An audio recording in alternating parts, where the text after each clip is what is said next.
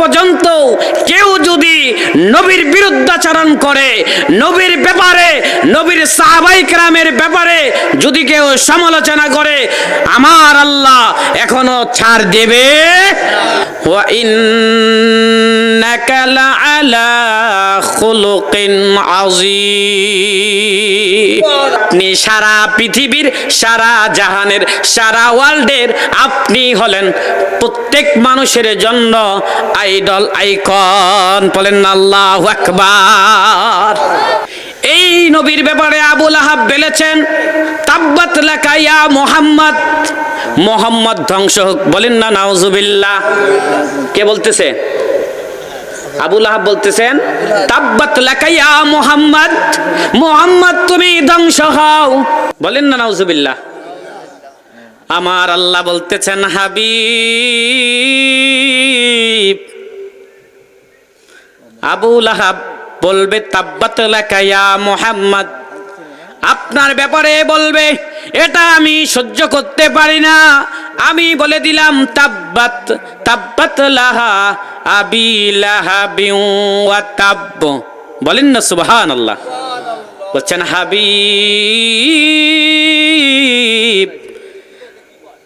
তারা বলে আপনি ধ্বংস হবেন, আপনার হাত ধ্বংস হোক। আমি বলে দিলাম আল্লাহ আবু লাহাবের হাতগুলো ধ্বংস হোক। বলেন না সুবহানাল্লাহ। কথা বলে কার বিরুদ্ধে? নবীর ব্যাপারে। আর নবীর বিরুদ্ধে যদি কথা বলে সেটা আমার আল্লাহ সহ্য করে। আর সেই শুরুর লগ্ন থেকে শুরু করে সহ্য করে নাই। আবু লাহাব বলে, মুহাম্মদ তুমি আমাকে ধ্বংস কর, তোমার আল্লাহ আমারে ধ্বংস করতে পারবে না। বলেন না নাউজুবিল্লাহ। কয় আমি হইলাম, আমি আবু লাহাব, আমার লক্ষ লক্ষ টাকার আমি মালিক, আমার ধন সম্পদের মালিক, আমার নেতা খেতার গুন্ডা মাস্তানের অভাব নাই। তোমার মতো মুহাম্মদ, এতিম মুহাম্মদ আমার কোনো ক্ষতি করতে পারবে? আল্লাহ বলতেছেন, মা আগনা আনহু মালুহু ওয়া মা কাসাব।